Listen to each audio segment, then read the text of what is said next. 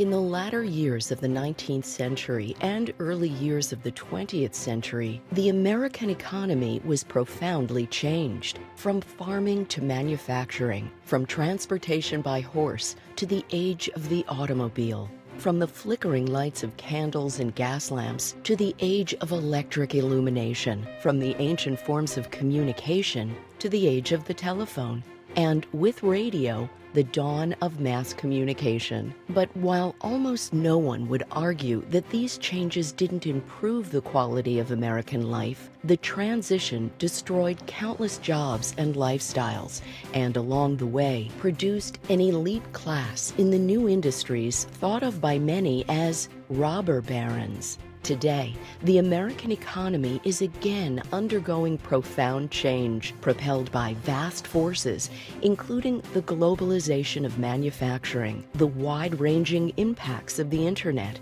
and the coming of robots capable of doing many jobs. Likewise, there is a widespread sense in the United States today that we are living in a period of growing economic inequality, with the fruits of economic change going in a vastly disproportionate way only to those at the very top.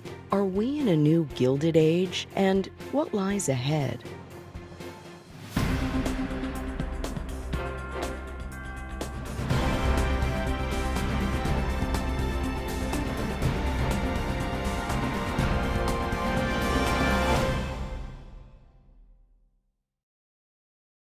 This episode of The Whole Truth was made possible by the Doran Family Foundation, Amatec, and by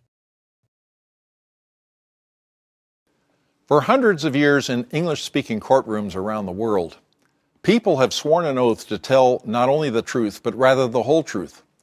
The oath reflects the wisdom that failing to tell all of a story can be as effective as lying if your goal is to make the facts support your point of view. In the courtroom, the search for truth also relies on advocates advancing firm, contradictory arguments and doing so with decorum. All of these apply to the court of public opinion, what John Stuart Mill called the marketplace of ideas. This series is a place in which the competing voices on the most important issues of our time are challenged and set into meaningful context so that viewers like you can decide for themselves the whole truth.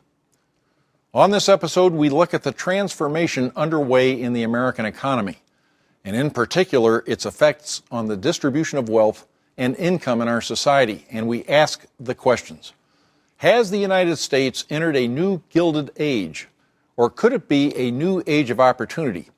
And to the extent that we face growing inequality, what could and should we do about it? Here to discuss these issues are Michael Tanner, a Cato Institute Senior Fellow, prolific author and speaker who has recently undertaken a major project to develop innovative solutions to poverty and inequality. Joan Walsh is an editor, writer, national affairs correspondent for The Nation, and a frequent MSNBC contributor. Robert J. Gordon is an economist, author, and the Stanley G. Harris Professor of the Social Sciences at Northwestern University. Jim Iuorio is a managing director of TJM Institutional Services and a CNBC contributor. Well, our topic today is income inequality. That is, are we living in a new Gilded Age or an age of opportunity? This is a question that is on many, many minds. It's been a developing question in American politics for some time. The American people's frustrations with Washington are at an all-time high. Their frustrations rooted in their own daily battles to make ends meet, to pay for college, buy a home, save for retirement. It's rooted in the nagging sense that no matter how hard they work, the deck is stacked against them.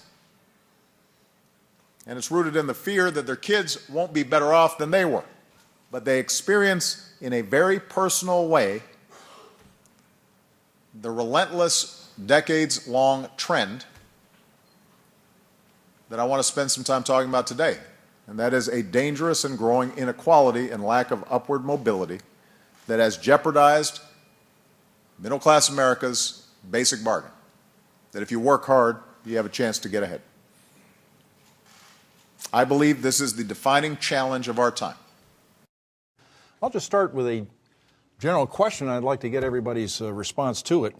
What is going on here? Number one, is this a bad thing? I think it is a bad thing. I think we made some conscious decisions in the 30s and 40s and 50s to reduce income inequality, to build a broad middle class, to use the government to do that. A lot of other things were factors in there. But I think we can agree that income inequality is increasing. I think we can agree that it's the highest in the United States of all wealthy industrialized nations. And I think we know that it's also associated with a lot of social ills like teen pregnancy, incarceration rates, lower lifespan, infant mortality. So there are a lot of reasons to be concerned about it. The solutions are where we differ, I think. Not sure, but we'll see, Michael. We already have a very high degree of redistribution in this society in terms of taxing the wealthy at higher rates and redistributing to the poor in terms of large numbers of social programs. If you take all of those into account, it does shrink the degree of inequality a great deal. But beyond that, I really don't care about inequality. I care a great deal about poverty, and poverty creates all the problems that you were just talking about. But there's no relationship necessarily between inequality and poverty. If everybody gets richer, look, if you doubled the income of everybody in America tomorrow, for example, you would raise a great many people out of poverty, but you wouldn't do anything about inequality. How would you define poverty? Well, I think poverty is more than simple destitution. I think that for a long time we sort of said poverty was you didn't have enough to eat or didn't have a roof over your head. But I think you can even go back to Adam Smith talking about the good linen shirt, that a person would be poor if they didn't have a good linen shirt because they couldn't interact in society, they couldn't be part of the economy, they couldn't function fully in society. And I think we can say that people are poor if they lack the resources to be able to fully engage in society. Well, one thing, there is a problem with wealth inequality when it is exaggerated, even if the lower rung is doing okay, and it shakes the stability of a society. And there's been plenty of societies historically that have been tumbled by bifurcating wealth, right? But wealth inequality by itself is not just, it's a good thing. I mean, you can't have we had an economy where everybody had the same amount of stuff, clearly that would not be what we're looking for. We're looking for a dynamic economy where people go from lower rungs to middle rungs to higher rungs. We want to make sure that the wheels are greased for that to happen, obviously. And we are in a situation where wealth inequality has become exaggerated, and that's the problem, not wealth inequality itself, but when it gets to a point that it's unsustainable. It's like drinking wine. 3 glasses are fine. The second you have the 4th, 5th glass, now all of a sudden you're talking something that was an okay thing becoming a bad thing. 3 glasses might not be fine. Let's say 2 glasses were fine. 2 glasses were fine. Now 3 and 4, all of a sudden you have an issue. Good. Poverty is sort of the natural state of man. In many ways, we're sort of born into poverty, all of us, kind of naked and poor. Prosperity is something that actually has causes. And so we should be focused on what actually enables people to get out of poverty, what enables people to become prosperous. And we know there are certain things, for example, good education that does that. We know that getting a job does that. Less than 3% of people who work full-time live below the poverty level. We know that things like family formation are important, and that leads into things like the overcriminalization we have in the society, where we treat black men as criminals and so on, and take them out of society in ways that make them unmarriageable and therefore break up the family. All of those things are things that we can work on, but they have nothing to do with simply bringing down the rich, keeping the rich poorer.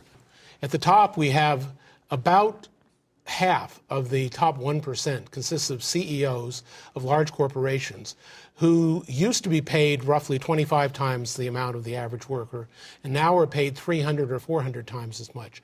And much of that extra pay is coming in the form of stock options. We have a lot of other people in the top 1% who we all know. They're sports stars, they're entertainment stars, and financial traders are also up there in the top 1%. The causes of growing inequality at the bottom are quite different. They involve wage stagnation at the bottom. They involve a disappearance of high-paying blue-collar jobs due to globalization, due to imports from China, due to the weakening and disappearance of labor unions and the erosion of the minimum wage. So we really have quite a different story going on at the top and the bottom. In fact, it relates to what you say, was the middle class a kind of creation in the middle 20th century and something that is a exception rather than a rule, or would you say middle class has been part of the American outlook from the very beginning? We came out of World War II with an enormous increase in the average level of incomes that allowed ordinary people with ordinary levels of skills to earn enough money to have a car or two cars, to own their ranch house out in the suburbs. And America got there first with that middle class standard of living. And after about 1975, things began to move apart again with the beginning of this stagnation, particularly for blue-collar men with their incomes not increasing, and this rise that we've been talking about at the very top that went on and has gathered steam throughout the 90s and the last decade. And you say this is a question of choice. By conscious decision, what do you mean, Joan? I think there was a great fear in the wake of the Great Depression as well as World War II. There was a fear of communism. There was a fear of fascism. There was a belief that having a wider, stronger middle was better for political stability. It was good for corporations. I mean, profits did go up. And I think government, when we talk about people moving to the suburbs, government built those roads. We built the Eisenhower interstate highway system. We invested in public universities. We did raise the top marginal tax rates to finance some of it. Quick question. Let's not overstate this as a golden age, however. This was an area in which we prospered because much of the rest of the world had been reduced to rubble. It was an age in which we kept large portions of the population out of the workforce, women, African Americans, and others, and therefore were able to concentrate what prosperity we had in terms of white men, essentially, in the population. And it was an age in which there was still sort of a lot of destitution out there. You go around to the early 1960s and you had a third of American poor without indoor plumbing, where electricity wasn't provided. So on. Exactly. So this was not quite the golden age I think it's often portrayed as. Do we have a policy choice here? Do we have a policy choice here? What I'm here really to talk about is 30 years of a weak currency based on interest rates that are held way lower than they should be is what's taking money out of the poor people's pocket and putting it into the upper fifth, we'll call it. Upper 5%. Think of it this way. Every central bank, particularly the big three central banks right now, Japan, Europe, and the Fed, are just dumping money into the system to try to solve their economic woes. Well, that money's going to end up somewhere, and it always gets attracted to where it's one, where it's treated best, and two, it goes likes itself. So money goes to money. So the rich keep getting richer, and the middle and the lower end are just not participating in this injection of money. How are we, in fact, living? I walk down the streets of Philadelphia and I see happy, pretty prosperous people. Just think about the tremendous change in the standard of life between 1870 and 1970. The invention of electricity, the invention of the elevator making possible the vertical city, electric hand tools, electric machine tools, air conditioning, and transportation, the internal combustion engine, cars replacing horses, the enormous improvement in the standard of living of not having horse waste all over the streets that had to be picked up by people who had very lousy jobs, the liberation of women, household appliances, all those things changed radically. Just an old invention called running water that meant that no longer were women in every household saddled with the incredible task of carrying literally tons of water into the house and out of the house. These changes over what I call the special century began to reach their ultimate level by about 1970. By then, we had moved from a rural to an urban society. You can only do that once. What's happened in the last 40 or 50 years is we've had a digital revolution involving computers and communication that is revolutionary in its own way, but it only affects a small slice of life compared to this big wide slice of every aspect of life that was transformed before 1970. So what is the nature of this issue? Is this status? Is this a relative concept that we're talking about here? And does that cause a potential political problem? No, I think it's built in more to a sense of fairness than it is. Because I think in terms of material goods and so on, we are actually living better than we have before. Our life expectancies are generally better and so on. Our health is better. But I think there's a concern about fairness, and it sort of competes with the American idea of a meritocracy. We want people to rise to the top and to get all that they earn on the basis of what they've achieved and what their skills are and things of that nature. But we also see people we think rise to the top who don't deserve it. And that's the banks who are bailed out, for example, under TARP, and the people who get special deals, and sort of the crony capitalist that's out there who's living off of special contracts from the government, as opposed to the person who invented a new computer or something. And you know, the Steve Jobs. We're happy that Steve Jobs is rich or was rich, but we don't necessarily think that somebody who lobbied Washington and got a special tax break that just fit for him and therefore got rich off of that should be getting ahead. I don't like this assumption that everything is getting better. We have a erosion of marriage in this economy. We have ever-growing percentage of children are growing up with a single parent instead of two parents. We have a shortage of men who are making enough money to make them attractive marriage partners. We have 60% of college students are female now, which is wonderful for the females, but it leads to an imbalance that we've had no improvement in the college completion rate of American males for more than 25 years. In the bottom third of the white population, as classified by education and income, only about 40% of children are growing up with both biological parents in the household. That's down from about 90% 50 years ago. There's a debate, I think. There's a chicken and egg thing where people on the right say poverty has risen because marriage has disappeared, and people on the left say marriage has disappeared because poverty has risen, and this issue around marriageable, men being employed, being good partners to take a risk on. And the literature on it is fascinating and it's sobering. Something larger has got to be at work here. I mean, the sheer dimensions of this change. This has got to be one of the most radical social experiments in all of history. That is, people living without spouses. Well, and to some degree, some of this is a good thing to some degree. I mean, the largest single factor I do think that social welfare policies played into it, but the largest single factor was the pill. I mean, the fact is that for the first time, women could have sex without having the fear of childbearing pushed upon them.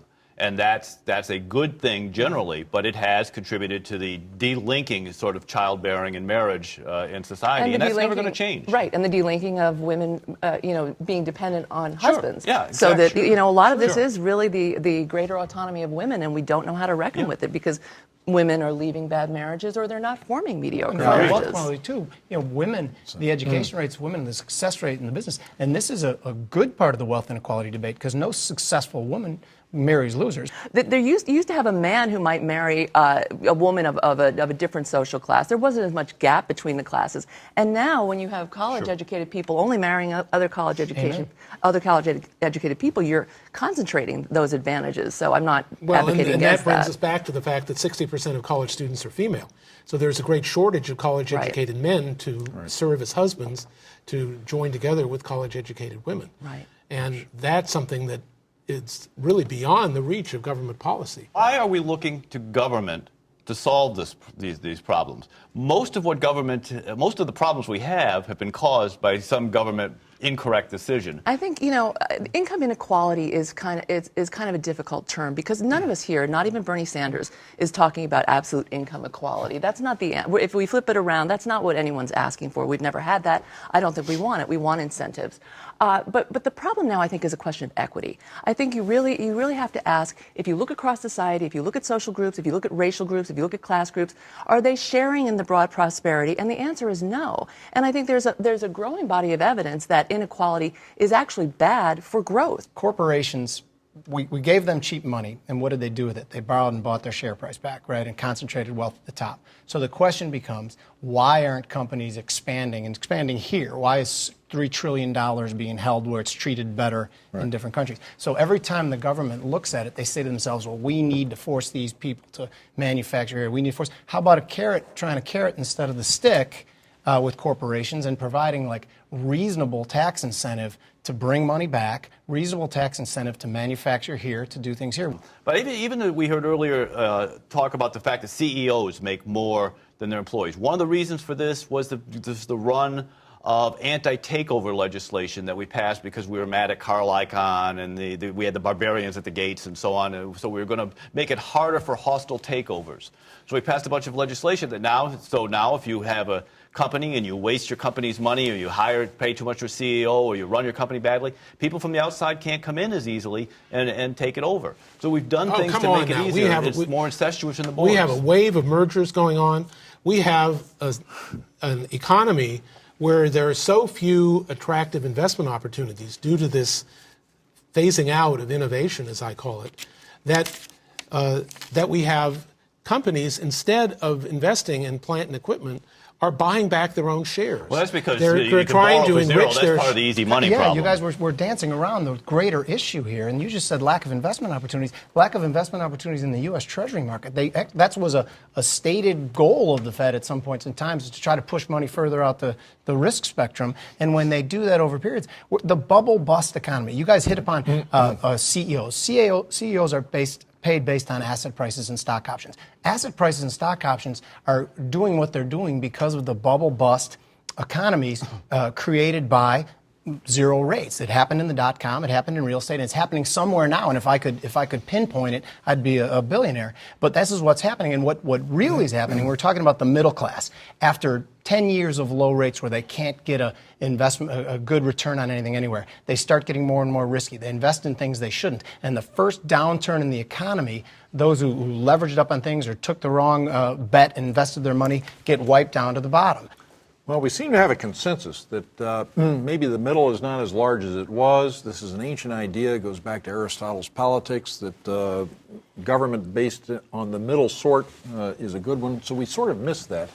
Are we in a Gilded Age?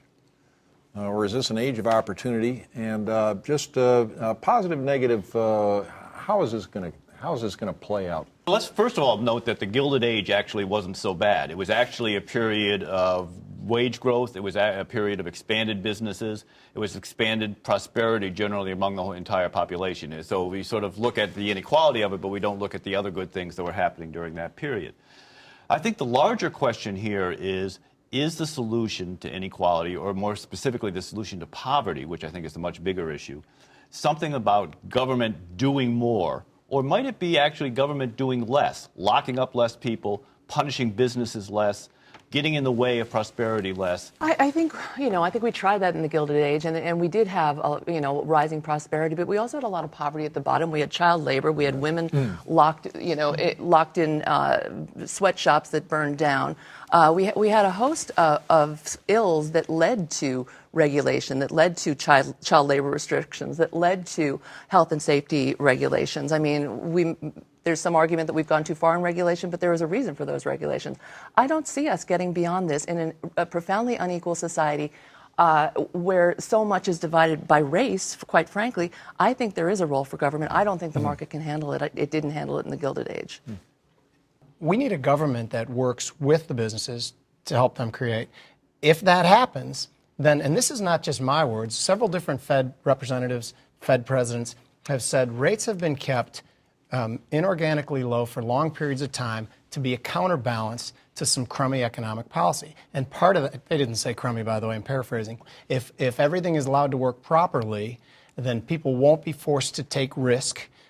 Companies won't be buying back their shares. They'll be building plants and employing people. And it's all a function of government working with the companies. I think we're going to be talking about this issue for many years to come. And we all truly appreciate your ability, your willingness to come today and share your insights. Thank you very much. Thank you. Thank you. All right. The idea that America is becoming more and more a land of economic inequality with a declining middle class has become a staple of our politics. In an age in which the right and left agree on so little, both seem to start their discussions of economic policy from the premise of economic inequality as a reality and a problem. However dramatically different the two sides still respond in their prescriptions for public policy on the issue. But as our discussion on this episode of The Whole Truth has shown, these are complicated matters. Inequality of results is not identical to inequality of opportunity. And the inequality of the distribution of benefits does not necessarily mean that any sector of the society is being treated unfairly. Is our middle class really disappearing when the evidence of our own eyes suggests that the American middle class standard of living remains the highest it has ever been, both at home and compared to the world? Likewise, it has never been easier for entrepreneurs and innovators to create billion-dollar businesses and get very rich doing so. But those fortunes are the product of disruptive changes that bring improvements to the lives of many while perhaps bringing losses to others. We don't know what the future holds, except the certainty of accelerating change propelled by technology and requiring both social and political responses. In the final analysis, America must see itself clearly rather than through any political narrative, whether of the right or the left, in order to make sound policy regarding the future of our economy. What seems to me to be the whole truth of the matter is that whether we are moving into a gilded age or an unprecedented age of opportunity remains to be seen, but that public policy will be focused on this issue for many years to come. I'm David Eisenhower. Thank you for watching.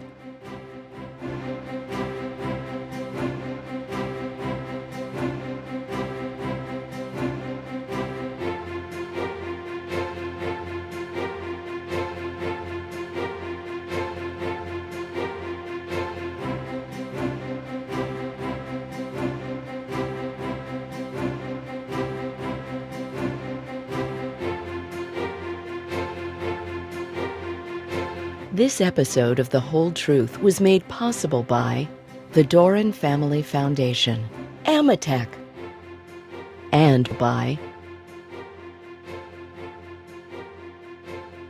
contributions to your PBS station from viewers like you. Thank you.